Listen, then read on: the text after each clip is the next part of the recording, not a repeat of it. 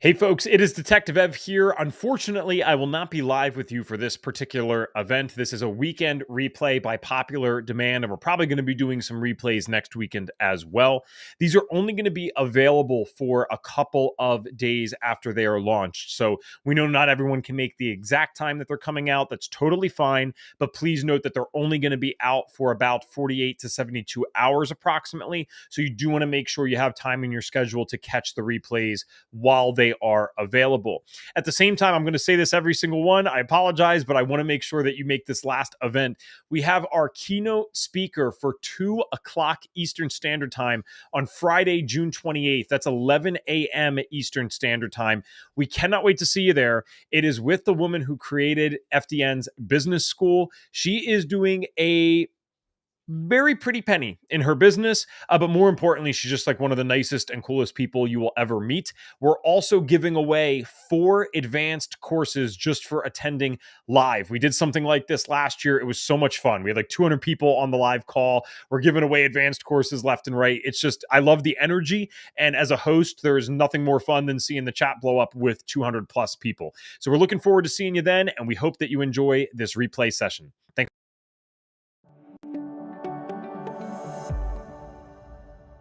Okay, welcome in, guys. This is Detective Hour with Paula Reed. It is March the 20th. I'm your AFDNP Director, Lucy McKellar. Thank you so much for joining me all today, me here today, guys. I'm going to hand it over to Paula, but just a quick note before we get started. If you have any questions, please just type them into the chat box, and hopefully we'll get to them at the end if Paula has time. Please do keep your questions relevant to Bethany's case as we go along. Thank you so much, Paula. Awesome. Welcome, everyone. And thank you, Bethany, for submitting this case for Detective Hour. So let's just get right to it. We are talking about Jared today, who is a 20-year-old male, a sophomore college student, and he's kind of got a lot going on for someone so young. So the main complaints that he came to you with are fatigue and low energy, which you just don't expect a 20-year-old to necessarily be that tired, right? I mean, this is the young, healthy time. And it's been going on for 6 years. So it's really been going on since he was a fairly young teenager, but certainly getting worse in the last year since starting college. And I think many of us can relate that sometimes that stage of life, even though we're young and we're supposed to be healthy, that can be a stressful time. Starting school, oftentimes it's the first time away from home for people, so can be certainly a little bit more stressful. So things that he's tried: eating healthier, including water fasting or water plus fasting, I'm assuming is what that means. Maybe trying low carb, low sugar. He's done this for weeks or months. Meditation, daily exercise for months. But this is affecting his time with friends and trying to get schoolwork done and, struggling to stay on task, which is not great when you're in college. So the things that he's worried about is, time, being busy at school, but it looks like he does at least have support. So having that support from mom, girlfriends, friends, all the people, that's good. So what does he want? He wants to have improved energy, have better life balance and lifestyle in consistent routines. These all sound like things that you're likely going to be able to help him with. So on a scale of 1 to 10, he's a 9. I love it when people are really honest and they're like, I'm a little bit worried about having the time and energy, but definitely motivated at a 9. So additional symptoms, and these were the things that I found kind of surprising, honestly, for someone his age, right? So difficulty concentrating. Had he ever been told when he was younger, like, ADHD or ADD, anything like that? To my knowledge, no, but based on some of his study habits and issues, like I sort of wonder if maybe there's some undiagnosed something going on there. Right. Before I forget about it, something that you might want to look at as a next level test, if you want to, and he wants to go further, is the M2 Institute, which we have a relationship with in FDN. You can do neurotransmitter testing, and that is highly recommended for especially younger people dealing with things like ADHD, because some of those neurotransmitter imbalances can contribute to that. And Pam, who owns that, she does consults with FDNs who do that. It's I think it's a 15-minute consult. She gives you a great write-up on everything and can make recommendations that might be beneficial based on symptoms and that presentation of neurotransmitters. So before I forgot, I just wanted to throw that out there. Also experiencing hair loss, again, not necessarily what we would expect at 20. Do you know if he's ever mentioned, is there a genetic component there? Like, did his dad lose hair early? No, both him and his mom, the parents are divorced, but so I've been mostly working with him and the mom, but to my knowledge, there has not, that's like been a strange symptom for his age. Okay. And as far as you know, he hasn't had COVID? No. Okay. So difficulty losing weight. Is he significantly overweight? Does he have a little bit to lose? I think he just has a little bit to lose. He was a former athlete, not necessarily still, doing competitive athletics in college, but heavier than he feels like he should be. Okay, that makes sense. Severe eczema, which always screams gut and liver detox to me. And I think we're going to see some correlations with that on some of the labs. So difficulty falling asleep. Of course, I would always want to ask, well, anyone, but especially perhaps someone this age and in college, like what their sleep hygiene habits are like, right? We've been working heavily on that. Okay, good. Because sometimes at this age, that can be a pretty heavy contributing factor, right? Now, feels full, but still hungry. That's an interesting one. So is he feeling full because of the bloating, maybe? Because, I think so. Yeah. bloating after eating. So that can make you feel full, but then maybe you're still hungry. Got it. Tendency toward depression. There's a persistent cough and a lump in the throat feeling. And that persistent cough and even the lump in the throat, I'm wondering if this is going to correlate with some other information we see on the labs, like the H. pylori. Some people don't think of that as H. pylori symptom, but it can potentially be. So he's still got a lot going on for someone so young. So another thing I found interesting is the list of previous diagnoses. The gynecomastia, I think that's how it's pronounced. For those of you not familiar, is breast development in men, pretty much. So he's actually just told me he's considering surgery. Okay. So Okay, that is one of the options.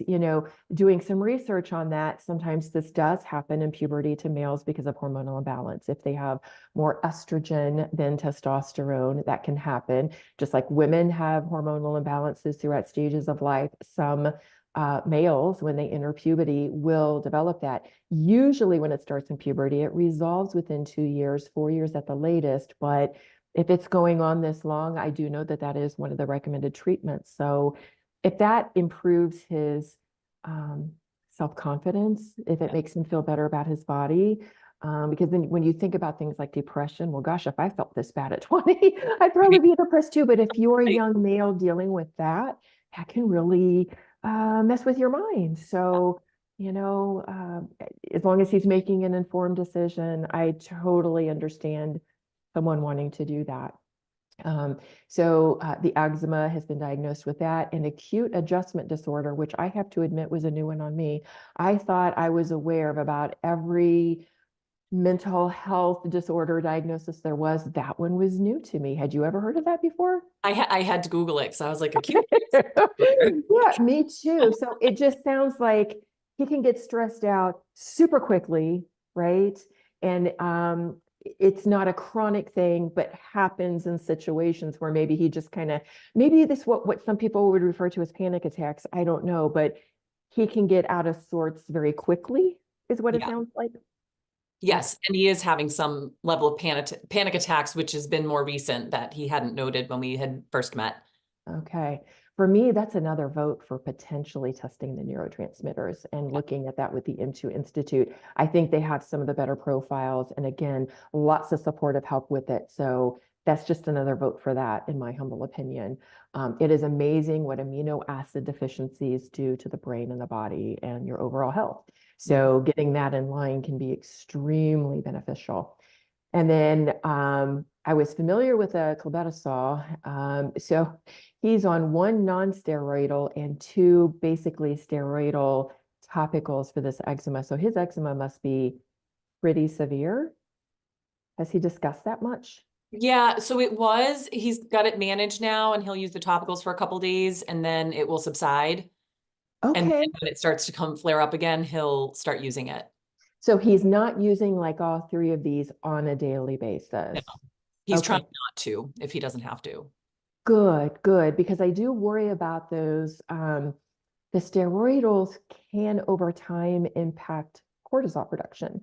Now, I know when we look at his HHP, we're going to see high cortisol, but we're looking at availability, not production. So sometimes, you know, over time, that can really be an issue. So if someone can only use those very sparingly and eventually correct the root cause so that they're not having to use it at all, that would certainly be beneficial. So it looks like he's using CBD on a regular basis. Is he using that primarily to keep him calm? Yes, he was trying that for sleep to try to help kind of calm him at night. And then with the panic attacks. Got it. Okay. So right now doing standard American diet, I know there was some note earlier that things he had tried were various forms of fasting, low carb, whatever. Yeah. So when we've been working together since December-ish. Okay. So we've been heavily working on his diet. So Okay. he's now Okay. eating much more whole foods and Great. still working towards gluten-free and the alcohol, those college Okay. students. Yeah, I know. That's hard. Even though he's only 20 and technically shouldn't be, Right. realistically, we know that it happens. So since you mentioned that he's working towards the gluten-free, was that based on the GI map, which I know we're going to talk about, or do you always recommend gluten-free during the Well, when he mentioned the eczema, and I sort of had known that there was like a correlation there, so I figured that was a good place to start. I didn't want to overwhelm him with pulling too many things right? off. So we were working on finding some substitutes there to start. Perfect, perfect. Sometimes baby steps works really well. And especially when we are working with someone who's younger, away at college, it doesn't always have the benefit of having like a mom there to cook for them. We have to be realistic about what we can expect and Yeah. what we can expect them to do. So some of the relevant historical issues. So yeah, you know, parents going through a difficult divorce. So Lyme, diagnosed twice in middle school. That's kind of a red flag for me. Yep. Right? Because, okay, so worked with a holistic MD, that sounds good. But of course, everyone's got their own opinions on, was it fully addressed? Did you look for co-infections? Because of course, when anyone has a history of a pathogen like this, then that's what can sometimes make them such a great host for all the other things. And we do see some things on the GI map. And then because he's in college, I worry about things like mold and mycotoxins because Yes. dorms or apartments or things like that can be horrible for the Lyme thing. So that's just something to also keep in the back of your mind about, is this something we ever need to revisit? And then also with multiple football injuries. So this how he was a former athlete, apparently. So he's had lots of things like sprains and concussions. Oh, the concussion thing really worries me because we know how much traumatic brain injury can affect our overall health. Another reason, another vote for potentially looking at neurotransmitters, because all of these things can contribute to that kind of metabolic chaos. Okay. Challenging roommate situation, which certainly doesn't make it any easier either. So your impression that you can help, absolutely you can help. And it looks like you're already doing that. So he had a pretty high MC score there. So glad that you detailed it the way that you did. You've got a great summary of the labs here, and we're just going to jump right in and look at those individually now. Okay. Okay. So thought we could start with the GI map and talk this through. Obviously, everything on the first page is below detectable limits, and that is exactly what we want to see. Now, when we get to the H. pylori section, we see that there is a very low level showing up. And I do know that there are so many varied opinions across the board on, do we address H. pylori when it's below the reference range? Or do we gauge it based on the number of symptoms present? For me personally, if someone is coming to us and they have this many symptoms, I don't want to leave any stone unturned. All right. I believe in addressing it. And I'm going to jump to the third page for just a moment and I'll come back. especially in the presence of Candida showing up in stool, because Candida and H. pylori are best friends. H. pylori likes to burrow inside of Candida. I feel like they both need to be addressed, and they both need to be addressed kind of concurrently if you can, if he can tolerate that. Because I've seen too many situations where people let H. pylori go because, oh, it's below the reference range, I'm not going to worry about it. Okay, that's your call or your client's call. But then on a retest, we'll often see it higher, because once you work on the microbiome work, you're addressing other things. Now we've uncovered it. So I'm in camp, address it when it shows up, but I understand not everyone is going to want to do that. And we're educating our clients. We're not diagnosing or treating. So if they decide not to do it, that's on them. But I'm almost always going to advise addressing it, but especially in the presence of Candida showing. Do you agree? Yes, totally. Awesome. Especially Okay. with how much he has going on. Exactly. There's just too many things. And, like the cough and the lump in the throat, it's surprising how much H. pylori can cause that because of acid reflux. And not everybody thinks that acid reflux feels with a lump in the throat or coughing, but it can. So Interesting. Good to that know. that could be playing a role there, Have you already addressed this with him since you've been working with him for a while? We haven't, we just got these results back maybe a week or Okay. two ago. So Okay. I was gonna place an order for some supplements, but I figured I was gonna wait and see how this all goes. Okay. Okay. Well, if you're looking for suggestions, we'll just can we just talk through supplements as we go so we don't forget anything? Absolutely. Okay. I usually give my clients the choice of Matula tea or a mastic gum product. Now, I'm going to probably assume that a 20-year-old male in college would prefer to take capsules.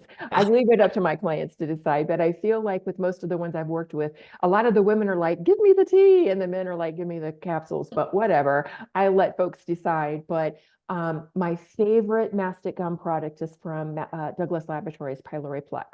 I love it because with only 2 capsules, you're getting 1,000 milligrams of mastic gum, where like Pylori X, which I'm not saying it's a bad product, it is a good product, but you need 6 capsules just to get 750 milligrams of mastic gum. That's a lot. Yeah. So, this is where I might play with like, what is the appropriate dosage? Like if H. pylori is elevated or there's virulence factors present, I would do a very aggressive dose, even with Pylori Plex. I would recommend 6 capsules a day. For this, I would say 2 to 4 might be totally appropriate. You're still getting a lot of mastic gum, but you're also getting the DGL, and you're getting like slippery elm and marshmallow root, things that are soothing and healing. So if the H. pylori is contributing to some of those symptoms, it might help alleviate that too. And So 60 days for that? yeah, I think 60 days would be plenty because it is below the reference range. So I don't think we have to be like super aggressive there. Now, I always pair that with biocidin and a binder. Biocidin is a wonderful antimicrobial, antiviral, antifungal, all the things, and a biofilm disruptor. So I usually start folks on that and a binder. And then when they get up to a therapeutic dose, then I add in like the mastic gum as an example. That's how I do it. GI Detox is a great binder unless someone is dealing with constipation, and then I would advise something like Biotoxin binder from Cellcore. That's kind of been my go-to also just for compliance. When you're looking at a 20-year-old kid in college who's got a busy life, it might be really hard for him to remember to take binders in between so many things. Well, and that was part of, putting the protocol together. I was like, I want to minimize how much this kid has to take and try to group it so he's not having to remember too much. Right. So if he's okay getting the biotoxin binder from another site because you got it directly from Cellcore, I would advise that because I tell folks take your biocidin, your biotoxin binder, and your Pylori Plex all at the same time. That's easy peasy. Yeah. So that's my preference there, but there are lots of other options. Matula tea is great too. I just can't see a college kid wanting to do 2 cups of Matula tea a day. So, okay. Any other questions about the H. pylori section? Okay. So looking at the commensal, kind of sort of what I would expect with American standard diet or standard American. I said that backwards. Bacteroidetes trending low, Enterobacter trending low. And these are both species, like many of these, that help protect our mucosal barrier health. So when those are trending low, there's the potential that our mucosal barrier can be more compromised and we're more likely to develop leaky gut, which we know he has. We'll see that in a couple of ways. But overall, most of these are either lower trending low, except for Enterococcus, and okay, Escherichia, Lactobacillus are okay, but not like super robust, right? Akkermansia is below detectable limits. I see this on probably 90% of GI maps. I don't know if everyone is truly this deficient or if it's hard to test for it. I wouldn't be surprised if most people are deficient in it with standard American diets, especially. And then Faecalibacterium and Rosburia are both short chain fatty acid producers that, like Akkermansia, are really, really protective of mucosal barrier health. So all in all, we're just seeing really not a great presentation of commensal flora. And then with both phyla being low, both of these represent like 90 to 95% of your total microbiome. So this is screaming significant insufficiency here of all the bacteria. There are so many ways of addressing this. I like to keep it simple as much as possible. I don't know how familiar you are with the Total Gut Restore Kit for Microbiome Labs, but here's what I like about it. Megapre has been shown to be very beneficial with these bottom three, especially Akkermansia, Faecalibacterium, and Rosburia. These are super important keystone species. And I know that there's a really popular probiotic out there from Pendulum called Akkermansia. Now, I haven't had a ton of experience with this yet. I'm going to say maybe 10 retests with folks who have tried that to increase Akkermansia, and I've not seen it move the needle at all. I'm just being brutally honest. Interesting. Other people may have other experience. Feel free to share in the comments if you have, but I haven't seen it. And I know that there's some speculation that it just may not survive the stomach acid. So if it's not getting to where it needs to go, it's not going to be helpful. What I have seen move the needle on Akkermansia and these other two short chain fatty acid producers is Megapre. It's got all the prebiotic fibers in it that feed those specifically. So the Total Gut Restore Kit comes with Megapre, Megaspore, and Mega Mucosa, which is a mucosal barrier support. When you buy all three in the kit, you get a little bit of a cost savings. So, rather than piecemeal it, we could say red polyphenols for Akkermansia or red apple peel or sodium butyrate. Megapre addresses all of that and it's just one supplement. So I'm a big fan of Megapre, and I think Megaspore is great when we see both phyla low, because we're looking at low diversity as well as low numbers here. So working on the diet is super important, and I'm glad you've been working with him on a while, for a while doing that, because he's got to include these fibrous fruits and vegetables, prebiotic fibers, all the things that help feed the gut bacteria. Which were basically non-existent. Exactly. So believe me, food is super important, but again, we're going to be realistic about a 20-year-old male in college. I think supplementation is going to be necessary too, to bring him to a better place of balance before it gets even worse. Agree? Yes. Okay, awesome. Now, it is so rare that I don't see any opportunistic overgrowth, and I think that really does speak to the significant insufficiency. He's just low. Now, it's good that he doesn't have a bunch of overgrown. That's one less thing to have to address, but that does speak to the insufficiency. Okay. I don't get worried about things. Oh, sure. Sorry, about the adding in the the mega products. Yes. Is that something, would you wait till after eradication to do or do during?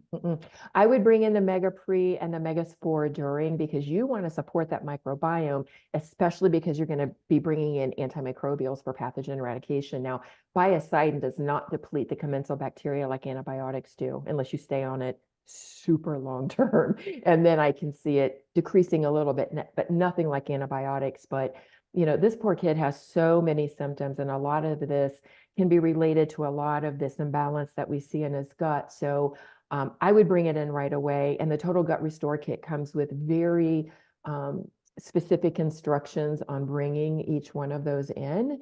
So he can just follow the instructions in the kit, and it will guide him step by step. And would you add the Candida X with the pyloriplex? Yes. So, we always start supplements one at a time. So, in my opinion, it doesn't matter whether you start pyloriplex or Candida X first. to start one of them.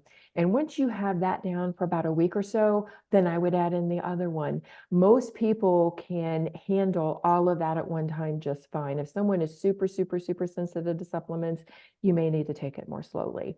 But that's why having a good binder in place is so important, because that really does help with a lot of that die-off and the symptoms. And that's where I find biotoxin binder can be so efficient, because they don't forget to take it. They're taking it with their supplements, right? Yeah. So yeah, I love Candidex for the Candida. I use that a lot. But yeah, whether you start Pyloriplex or Candidex first, either one is fine. Just add in the other after about a week. So you're addressing all of that concurrently. Now that's a lot of supplements to take at one time, but it also helps shorten the overall treatment time, and that usually keeps people motivated, at least in I my know. I experience. told him, I was like, if you can just give me gluten, dairy, sugar, and alcohol-free for 60 days, 90 would be great. Absolutely. Just give me 60. Absolutely. Why do I have fireworks going off? Is that Because you gave me a thumbs up. I think that's a new thing. okay, now it's not going to do it again. Wow, I was just so surprised by that. Sorry. Okay, all right. So, and I will say, I hate saying this, but I'm glad that the Candida showed up, just because I usually believe with the number of symptoms that he's experiencing and with H. pylori present, I almost always suggest antifungals. I just believe that it's likely usually there, but I love seeing the black and white proof. I like seeing that, so that we're being data driven and not making assumptions. Not seeing any parasites or worms. In 10 years of looking at stool testing, I've never seen a worm in stool testing. Seen plenty of people pass them. Have never seen them show up in testing. His digestion looks optimal here. You know, steatocrits below detectable limits. Elastase 1 is nice and strong. Now, when someone says they're getting bloating after meals, that makes me worry, because this is a snapshot, and you know, it's possible, depending upon how he was eating the day before or the day of, he did this sample, he may have had sufficient elastase 1. There may not have been fat showing up in the stool just based on how he was eating. I don't like to create problems where they don't exist. I'm glad to see robust digestion here. The bloating after meals can be directly related to the H. pylori and even the Candida. But if there's any question, you could consider even just digestive bitters, just to provide a little digestive support, just to make sure, to see if that helps with the bloating. Some people will even try digestive enzymes without HCl, just to see if it helps. Just because I'm thinking, you know, college kid, 20 years old, we don't want to overload him with supplements. I'm just saying this is optional. If while addressing H. pylori and or Candida, the bloating is persisting, he doesn't feel like it's getting better, because he did mention it's happening after meals. That's the only reason I'm just saying, if you want to try digestive support, you can. I just don't see it as essential based on this. Okay. Make sense? Yes. B-glucuronidase is within range. I know some people would call this trending high. I don't, unless it's in the yellow, I don't consider it trending high. Okay.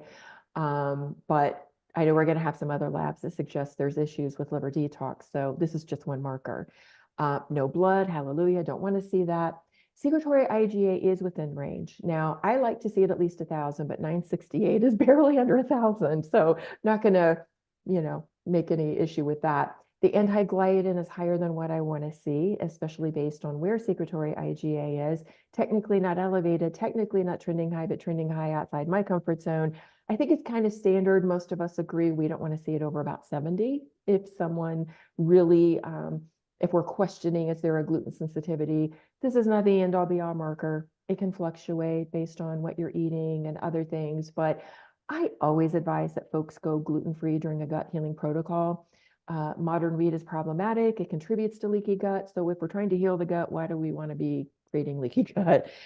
With eczema, especially, and some of the other symptoms, I just think it makes sense. Let's just eliminate the most inflammatory thing. Totally agree. Gluten, dairy, sugar would be the biggest things, especially for someone this age. I think that's awesome.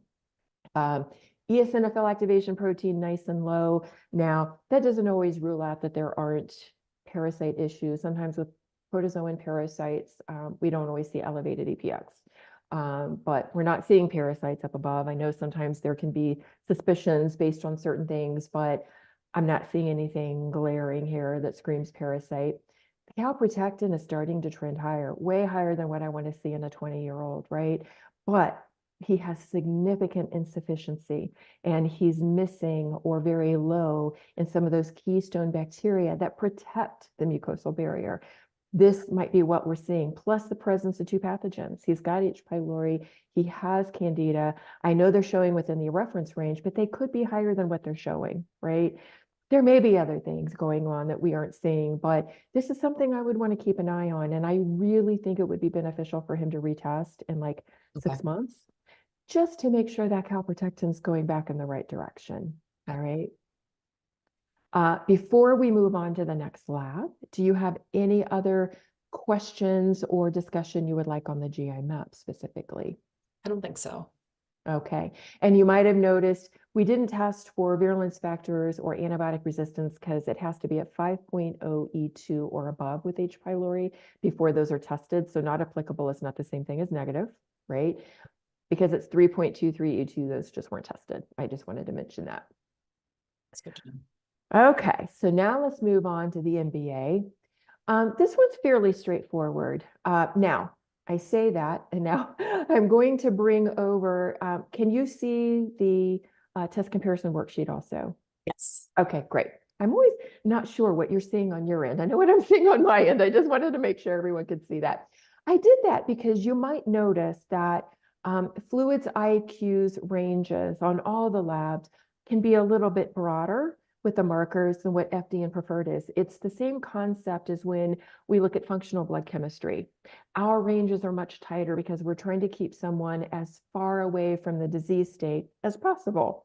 So we're not saying this is a problem if it's outside of the FDN range, but someone might be trending towards a more significant problem, and we're just trying to catch it at an earlier stage. So that's why there's a little bit of a discrepancy here. So the zonulin family peptides in fluids IQ is borderline. But in most cases, when we look at things that are borderline, whether it's zonulin or whether it's anti-gliadin IgA or blood sugar, hemoglobin A1C, anything that's borderline is usually saying there's a possible problem starting here, right? So let's bring it back into a better range so that it doesn't get carried away. So that's why on the test comparison worksheet, it's actually showing as elevated.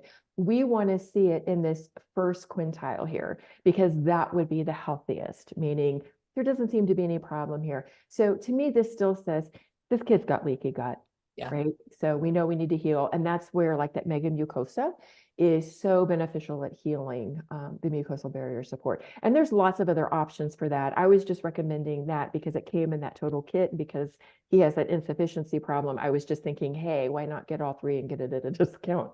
And when would you add that one in? So the mega mucosa, I'm actually not sure how microbiome recommends that now. That's right. Remember, but yeah, I usually add it near the end of pathogen eradication. The way that I was taught the 4 R's a long time ago was you're duking it out in the boxing ring with these pathogens. You're bringing better balance to the microbiome. And then the mega mucosa or whatever you're using for mucosal barrier support is like the cleanup crew. And now you're sealing and healing the area that's been damaged because of all the fighting. If that makes sense. I like that. That's how I do it. Great description. Some folks bring it in at the beginning. I don't think there's a wrong way, honestly, but I do it the way I was taught, which is that way. Now his histamine, again, it's actually showing in the green on fluids IQ. I wouldn't consider this hugely problematic, but it's showing high on the test comparison worksheet because he's not in the first quintile. He's in the second and at the bottom. But the good news is his DAO production is nice and strong. This is what neutralizes histamine, right? So then when we look at the histamine DAO ratio, both on the fluids IQ lab and on the test comparison worksheet, he's good. Yeah. So even though the histamine is showing a little outside of the range, I mean 0.03 outside of the range, I don't think that's problematic given his DAO production and the histamine DAO ratio. These are things that, you know, if he had a lot of histamine symptoms, or if this were really out of range, we would say this degree of leaky gut might even be more significant than what it's showing with the zonulin. But he's got leaky gut. We're going to address it. Makes sense? Yes. Okay. Any other questions on that one, dear? Nope. Okay. So let's go ahead and move to the metabolic wellness profile. I'm bringing it up there too. So again, indican is low, but what is optimal is under the 60.4. So that's why indican is showing high. Now, I feel like this correlates with the GI map in that his digestion actually did look optimal, right? His elastase 1 was optimal. There was nothing showing under steatocrit. I do feel like this correlates, but because it's in the green, and we'll say at about that halfway point, maybe starting to trend a little bit higher, it's something to keep an eye on, which is another reason if you wanted to try something like digestive bitters or digestive enzymes without HCl because of the presence of H. pylori and because of the bloating with meals, that's not necessarily a bad idea. Okay. Okay. Total bile acids are definitely in the red and elevated, and this is showing a potential with liver clearance issues. And, because he's 20 and in college and likely drinking alcohol, that's one thing that can impact that. It really can. And especially if there had been alcohol consumption prior to doing this, or if it's been more regular.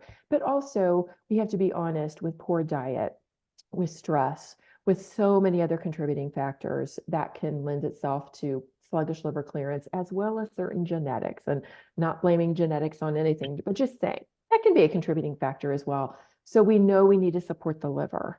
Would he mentioned to me that on his blood work, his liver enzymes have been high consistently. Would that correlate? Yes, absolutely. Now, sometimes we'll see it elevated with UVAs, and liver enzymes may look fine because we can see elevation here before we see damage to the liver.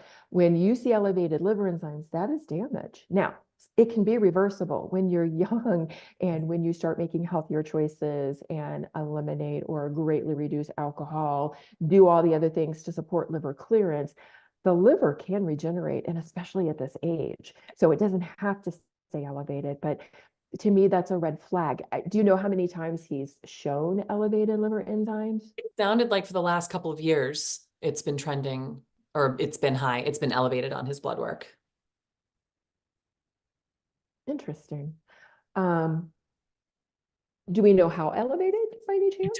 I don't actually. Oh, well, is that the ALT? The ALT and AST. Yes, I have that somewhere. Cool. If you want to look that up, I'll keep chatting just a little. Okay. The good thing is the 80-HDG is in the optimal range, which I would expect to see with a 20-year-old. He hasn't been on this earth long enough theoretically to totally have so much stuff going on that his cells are oxidizing at a faster rate. So this is exactly where it should be for a 20-year-old.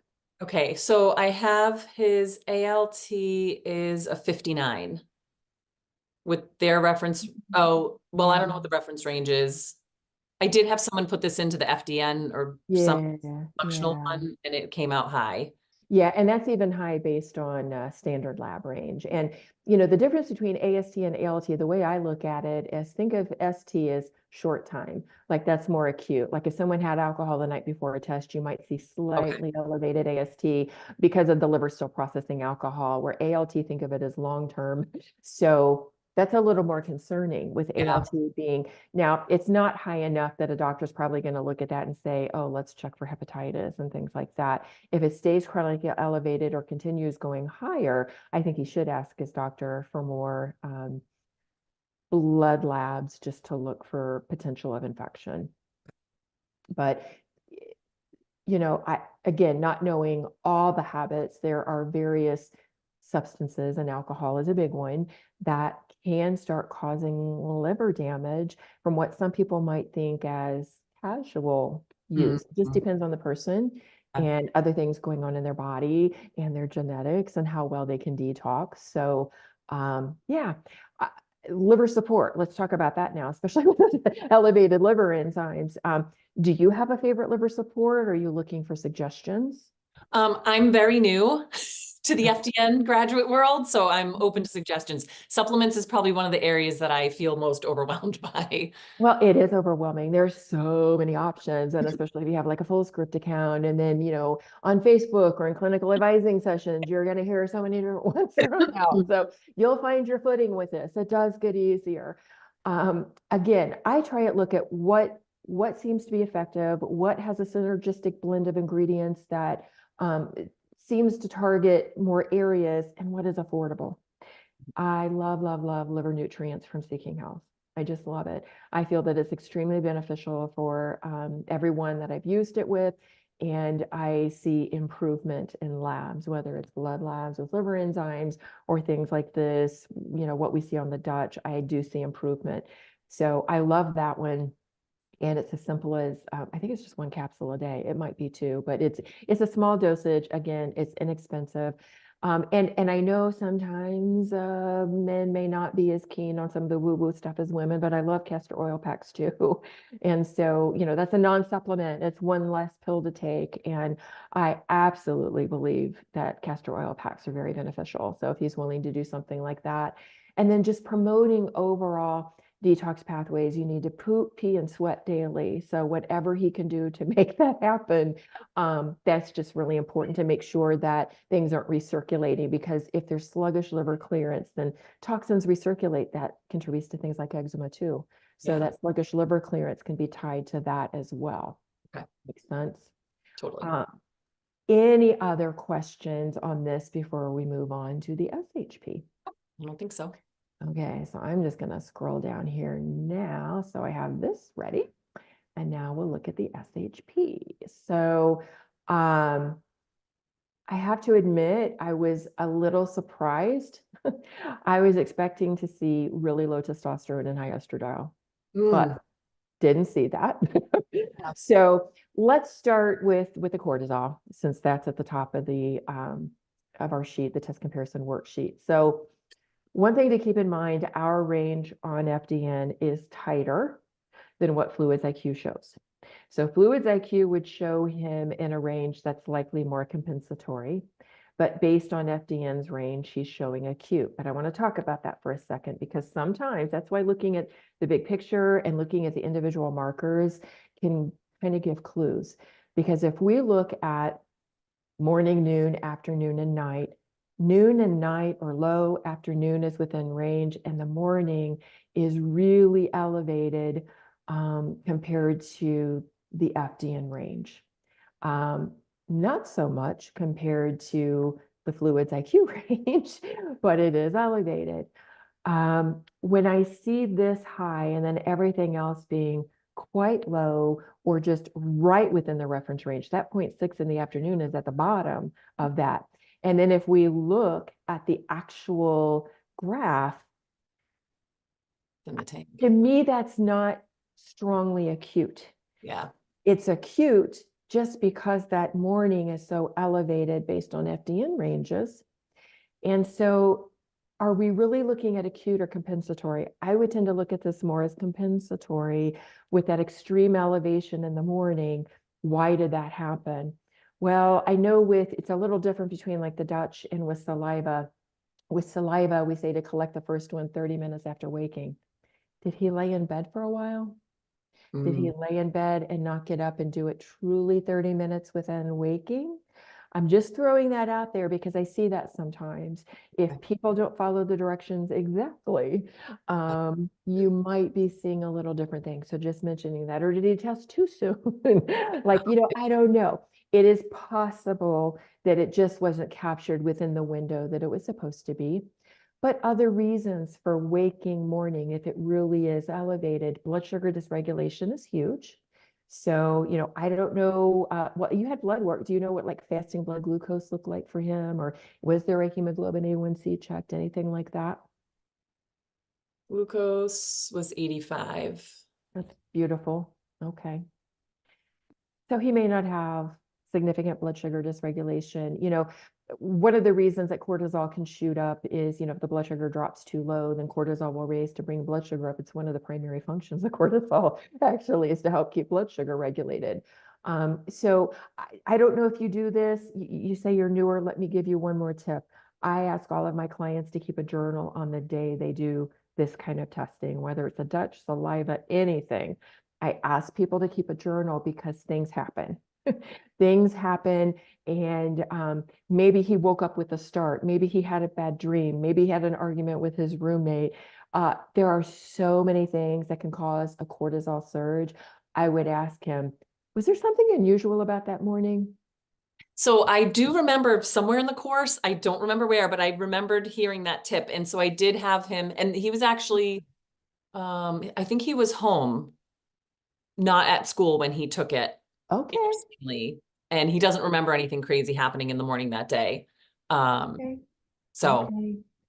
Well, I know that sometimes what people also look for when they see elevated morning is, oh, could there have been parasite activity? Did parasites come out to play in the middle of the night and we're still showing elevated? Now, I would have expected to see a higher nighttime. He is below the I range know. for nighttime, right? Now, is it possible that it could have elevated after that sample? Of course, you know. He said he has trouble falling asleep, but does he have trouble staying asleep? No, once he's asleep. But again, to your point with the hygiene, once we were starting to peel back all the layers, he's like laying in bed with his phone. So we've moved that across. I'm like, you're not going to just drop Yeah. off to sleep mid TikTok. Yeah. Exactly, So exactly. we're working on that kind of stuff. I'm Yeah. not sure how consistent he's been with it. So Right. that's something we're playing around with. And, but I didn't know if at some point he truly is having a hard time falling asleep. Do you give some support there? You can, a couple things, especially because it might be hard for a 20-year-old to stay away from his phone an hour before sleep. Tell him to get a cheap pair of blue blocker glasses on Amazon. I think there's something on the phone that he sets that's a blue blocking. You can, but I don't I know how still effective. wear the blue blocking glasses. Yeah. I still would. I think that could be beneficial. But yeah, there are those, a lot of the phones have that where you can do that, but I wouldn't trust that alone, to be perfectly Right. honest. So I don't know that we're going to be able to come to the conclusion of why is this cortisol elevated in the morning. We've talked through some of the scenarios, but it really could have been a blip. We really don't know. But when I look at the big picture and the rest of where every other thing is literally falling below what we consider the optimal pattern, I would look at this more as compensatory than acute. I'm just saying. Yeah, no, that makes a lot of Okay. sense. Okay. Now, a couple other weird fluky things on here. His DHEAS is quite elevated. So many things can contribute to that, right? Blood sugar dysregulation, but man, if his fasting blood glucose was 85, I wouldn't consider that necessarily a big factor.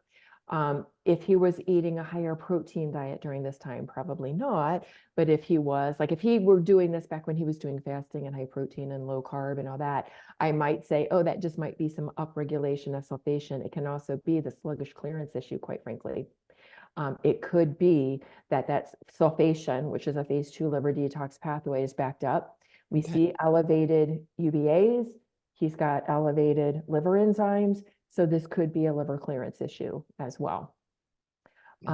This is showing him as potentially catabolic. I'm not necessarily agreeing with that because I think he's only showing acute because of this god-awful early morning compared to all the others. He might not be as catabolic as it's showing with elevated DHEAS. I have a hard time thinking catabolic here. It might be a little more matchy-matchy, okay? But we see estradiol is within range. He is not elevated. I mean, he doesn't have too much estradiol according to this, contributing to that gynecomastia.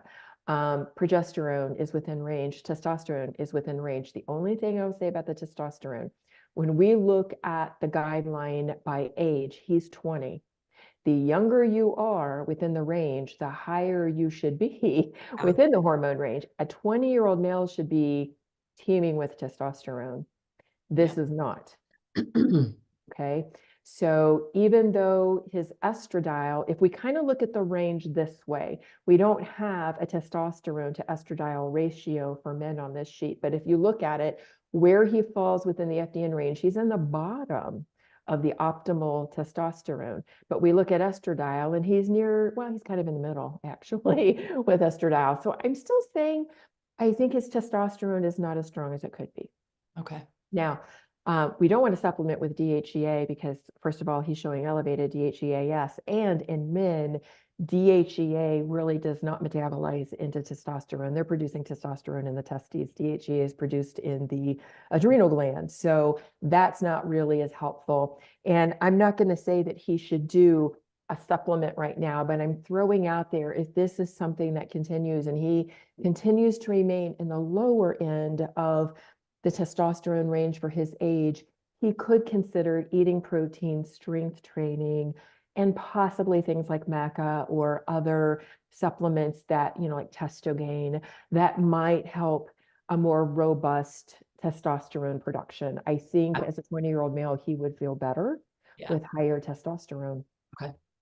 And if he is a former athlete and he is used to working out, he might have trouble, quite frankly, building, maybe not holding on to muscle mass, but like building muscle with his testosterone really not as robust as it should be for his age. Okay. Melatonin is in a good range. SIGA is certainly trending higher. So we're seeing more of a heightened immune response. Now, we're measuring two different terrains with saliva and stool. So those don't always match. We saw stool kind of like right in the middle, it was okay. And this is showing a little bit higher, but sometimes, 25% of our SIGA is created in the mucus or, in the, what do I want to say? The upper respiratory tract, our saliva, our mucus up here. So, if there's issues with, being exposed to viruses, if there are really bad allergies, just think of all the things that we get exposed to that we breathe in. Sometimes we'll see more robust or trending higher SIGA in saliva than what we see in the stool because of that. So again, he's still dealing with a couple pathogens, even in his gut, that can still affect the SIGA with saliva as well. But I look at this more as we're just measuring two different terrains. But this does point to the fact that we want to support his immune system, and the megamucosa has bovine immunoglobulins in it. So whether your SIGA is high or low, or there's any kind of immune system issue, it's a wonderful option to use for that. So I think that the megamucosa can be helpful with this as well. Great. Okay. Nothing else to really talk about this lab specifically, but between this and everything else, do you have any other questions, Bethany, or any other discussion you would like? The only other thing, I know we weren't doing blood labs on here, but he did have low T4, free T4. Yes. I didn't know if there was any thoughts in how things might correlate with his thyroid, if there was any thyroid issues. Oh, let's see. Fatigue, low energy, difficulty concentrating, and so hair loss, his, difficulty. The surgeon wants a full thyroid panel and the PCP won't order it. So that I wanted to touch base here before I went ahead and did that, but that seemed like I could help them along that path to be ordered. You can order that through DHA labs. Yeah. And you would want to do the advanced thyroid panel. The practitioner cost is $145. I don't upcharge on that. I pay for it after my clients have paid me so that they get the best price. I just don't want to worry about making a profit on blood labs. I just want to make them available when clients can't get it through their doctor. If he had low T4, I guarantee you he's going to have low T3. And low or free T3 is the metabolically active thyroid hormone. It's the one that goes to the receptor sites of the cells, establishes our energy and our metabolism. And probably 3/4, if not more, of the symptoms he's experiencing can in fact be tied to low thyroid function. You don't have to have overt hypothyroidism to have sluggish thyroid function. I would definitely do a full thyroid panel. And if his TSH is okay, then he doesn't have overt hypothyroidism. But if T4 and T3 are low, these are nutrient deficiencies. So, selenium is super important for T3. Iodine can be very important for T4. And then magnesium, zinc, vitamin C, vitamin A, like there are so many nutrients that are important. Okay. And Is there a supplement that you would suggest that would cover those? Yes, I love Thyroid Support Complex from Pure Encapsulations.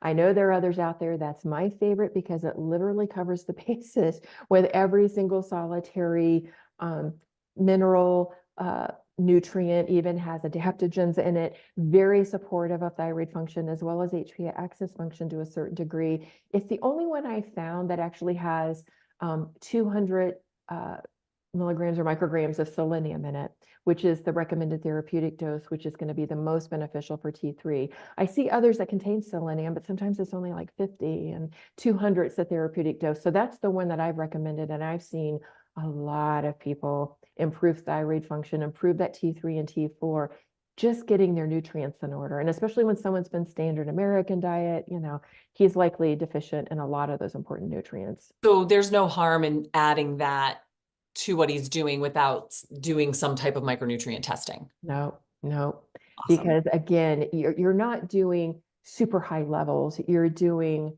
therapeutic levels. And there's even tyrosine in that, which I love. When people are dealing with fatigue, low energy, struggle getting through the day, tyrosine can be a godsend. So, yeah. Okay. Yeah.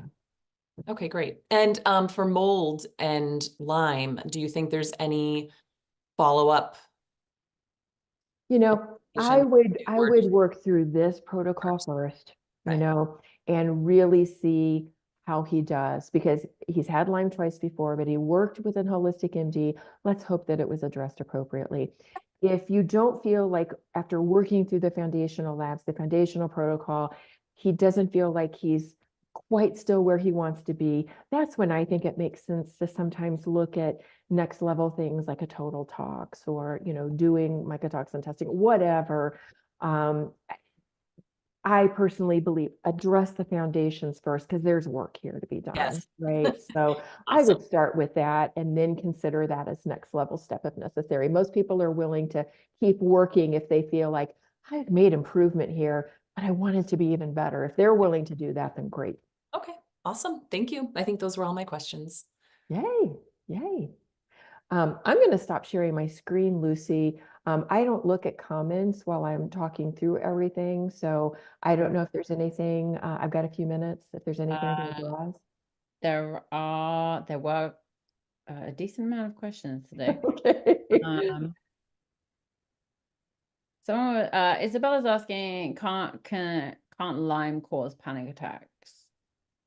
Many things can cause panic attacks. Yeah. Right. You know, if he's been working with an holistic MD, I'm hoping that that's been addressed, but obviously we don't know that for sure. Yeah. Josh asked, what digestive bitters product do you suggest, Paula? I love Bitters X from Quicksilver Scientific. There's also Bitters number 9. Bitters number 9 is kind of more of the one that most people like to start with primarily for digestive support.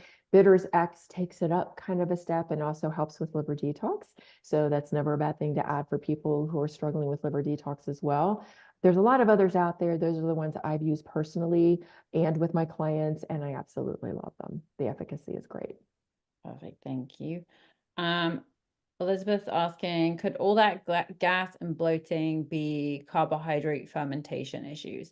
When I talked to the MRT guy, he said that is usually the issue because gas and bloating isn't an inflammatory response. It's an indicator that he's not digesting, but not digesting the carbs, but feeding, in this case, the candida. It depends. It depends on the situation. I wouldn't say that wholesalely for everyone. H. pylori can cause gas and bloating. Candida can cause gas and bloating. You can have carbohydrate, when I say maldigestion and malabsorption, all of those things, but we also saw significant insufficiency dysbiosis. And when you are lacking a lot of those keystone bacteria that helps you metabolize those things, that can be a contributing factor for sure. Dana's asking, how long should you have someone go off antihistamines before doing the test for histamine? That's a really good question, and I'm not positive. What I would do is look in the MDP test menu with each of the labs, including which one is it? The NBA, right? Yeah. That does for that. There are instructions for collection, and that should include that information. I would look there because I don't honestly know. Josh is asking if antihistamines affect the testing on Yes, the. yes, it can. Yes, it can. And then Elizabeth also asked, what if he had a drink the night before? Would that would the candida cause that to be high in the morning? I think she's talking about the high morning cortisol levels. Anything is possible because of the stress response, right? Yeah, since he's showing elevated UBOS, we know that he's got sluggish liver clearance. We know that he's got elevated liver enzymes, especially if he had more than like what is considered the appropriate amount for men, which is 2 servings. Is it possible that could have initiated a stress response and caused that? Yeah. Yeah, that's another thing. There are 2 more questions. Do you have time to answer them? I do. Okay. Josh asked, can you take that thyroid support supplement with thyroid meds? Absolutely, because thyroid meds are going to give you the hormones, but keep in mind, addressing nutrient deficiencies and providing adaptogen support and all of the other things that we need can also improve thyroid function to where you may even need less thyroid medication if the biggest issue is nutrient deficiency and not just like damage to the thyroid that, you're not producing sufficient thyroid hormone. So yes, I have clients who do both and I actually take both. Nice. Okay, so Donna is concerned about iodine being a negative. Is there iodine in the thyroid support complex? Okay. Whew, that's a great question because iodine can be problematic for some people. I'm actually one of those people that it can be problematic for, but iodine is actually a natural essential mineral. And some people don't get enough, especially when we're using things like the natural salts instead of iodized salt. All of us that grew up on iodized salt, we're getting iodine from that. And when we don't use that anymore, a lot of times we're not getting source of iodine if you're not eating sea vegetables and certain things. So it really is very dependent on the person. I can take a small amount and it's good. And like the thyroid support complex is a smaller amount than what I see in some other thyroid support formulas. I haven't personally seen an issue with it yet with myself or clients, but obviously it can be an issue for some people. So then, you would want to look for a supplement that didn't have iodine support or do some of those things individually. It's just nice when you can find a product that has all the things that you need, but if one of those issues, one of those products is a problem or ingredients, then do individual. Makes sense.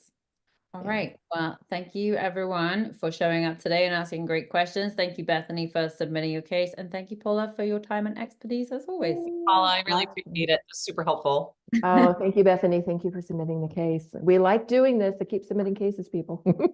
Sounds good. I have, if you guys, if any of you have cases right now, please do submit them because April is looking completely empty right now. So if I get these it's like I've forgotten the word, but we either have like 10 or we have nothing. It's either feast or famine, right? Okay. Yeah. So yeah, so please get those submitted because I would hate to have to cancel even one or anything. So yes, I'll leave that in you guys' hands. All right. I'll talk to you soon. Bye, everyone.